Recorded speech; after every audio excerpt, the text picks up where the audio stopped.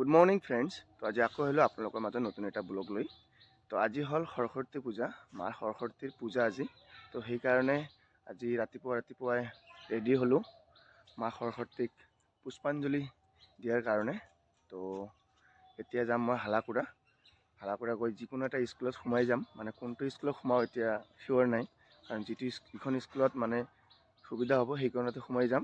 অকল টাৰ্গেট এটাই যে পুষ্পাঞ্জলি দিব লাগে। তো ব্লগ এতিয়া হালাকুৰালৈ।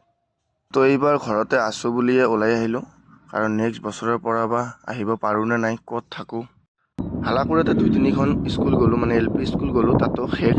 এতিয়া হাই স্কুল আহিলোঁ, মানে হাই স্কুলত চাওঁ এতিয়া কি হ'ল, অঞ্জলি হ'ল নে নাই।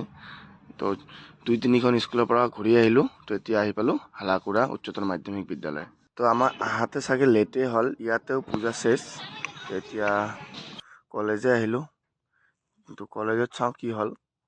কলেজে লাষ্ট উপায়, কলেজত দিব নোৱাৰিলে আৰু আজিৰ কাৰণে এয়ে। কলেজ কিন্তু বহুত ধুনীয়াকৈ সজাইছে দেই, কাৰণ কলেজ বুলি কথা না, মহাবিদ্যালয় যিহেতু ভালকৈ সজাবই। তো বহুত দিন পিছত আজি কলেজ আহিলোঁ। তো আমাৰ কলেজত এতিয়া পূজা হোৱা নাই, পূজা হৈ আছে। তো ইয়াত পুষ্পাঞ্জলি দিব পাৰিম, আৰু ভাবিছিলোঁ ইয়াত নোৱাৰিলে নাইয়ে, তথাপিও ইয়াত হোৱা নাই এতিয়াও ভাল লাগিল।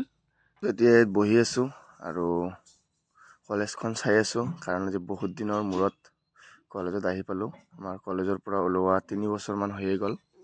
তো প্ৰায় 10-15 বছৰৰ পৰা এনেকৈয়ে কণ্টিনিউ প্ৰতি বছৰে পুষ্পাঞ্জলি দি আছোঁ, কিন্তু নেক্সট বছৰৰ পৰা পাম নে নাই সেইটো ক'ব নোৱাৰিলোঁ, কাৰণ এয়াই জীৱন। ইমান দিন বেকাৰ আছিলোঁ, সেইকাৰণে প্ৰতি বছৰে দিব পাৰিছোঁ।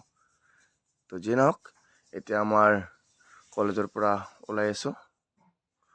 তো বাই বাই, আজিৰ কাৰণে এইখিনিয়ে। এতিয়া ঘৰত